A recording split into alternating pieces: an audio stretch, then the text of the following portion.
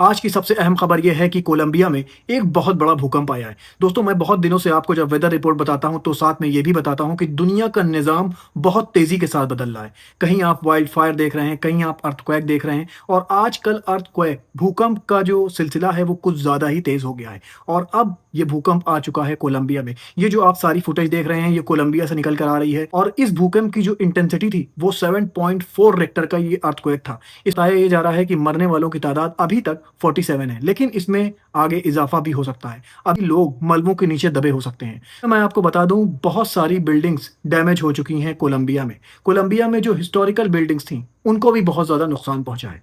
दोस्तों, ये भूकंप बहुत ज़्यादा खतरनाक था जो आज कोलंबिया में आया।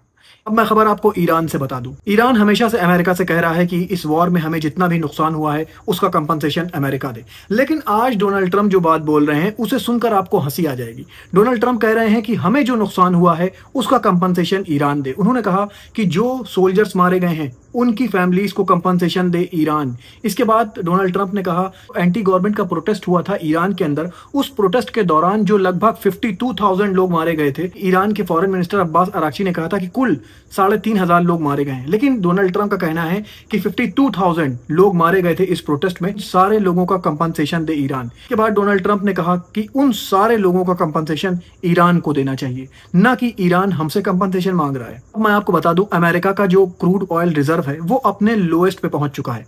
बताया ये जा रहा है कि 300 मिलियन बैरल से घटकर ये 298 मिलियन बैरल तक पहुंच चुका है और बताया ये जा रहा है 1983 के बाद से ये सबसे लोएस्ट फिगर है अमेरिका का। अमेरिका का जो ऑयल रिजर्व है वो धीरे धीरे खत्म हो रहा है। मैं आपको बता दूं, ये ऑयल रिजर्व हर एक कंट्री के पास होता है। किसी के पास 15 दिन का होता है, किसी के पास 1 महीने का होता है, किसी किसी के पास 2-3 महीने का होता है। ये ऑयल रिजर्व इसलिए होते हैं कि जैसे कभी वॉर हो गई या फिर जैसे अभी आप देख रहे हैं मिडिल ईस्ट में प्रॉब्लम आ गई और ऑयल नहीं आ पा रहा है, तो कंट्री का जो निज़ाम है वो बिगड़े नहीं, वो चलता रहे। और बताया ये जा रहा है कि अब इस रिजर्व को अमेरिका यूज कर रहा है, जिसकी वजह से इसमें कमी आती जा रही है। अब मैं खबर आपको चाइना से बता दूं। दोस्तों, बताया ये जा रहा है चाइना ह्यूमनाइड जो रोबोट है, जैसे आप देखते होंगे जो रोबोट आपने फिल्मों में देखा होगा कि इंसानों के घर में काम कर रहे हैं, इंसानों की हेल्प कर रहे हैं, उस तरह के ह्यूमनाइड रोबोट बनाना शुरू कर दिया है चाइना ने। और बताया ये जा रहा है चाइना लगभग 60,000 के करीब ये ह्यूमनाइड रोबोट बना रहा है और बताया ये जा रहा है कि 2030 तक इसकी तादाद लगभग 5 लाख पहुंच जाएगी। और इन्हीं आंकड़ों को देखकर अमेरिका बहुत ज़्यादा परेशान है।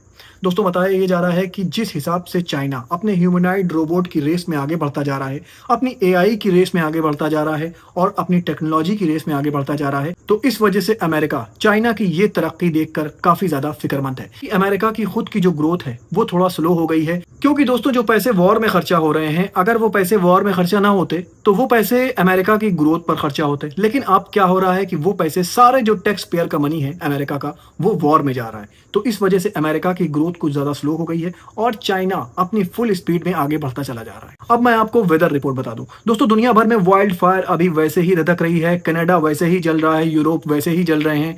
और मैं आपको बता दूं, इंडिया से खबर आ रही है, इंडिया की नीति वैली में आज बताया ये जा रहा है कि एक बादल फट गया। कुछ मिनटों में कैसे पूरी वैली में पानी भर जाता है, कैसे गाड़ियां खिलौनों की तरह बहने लगती हैं, ये तब हुआ जब बताया ये जा रहा है कि बादल फट गया। अब आप देखिए, जब बादल फटता है तो क्या होता है, इंसान को भागने तक का मौका नहीं मिलता, इतनी तेज पानी आता है।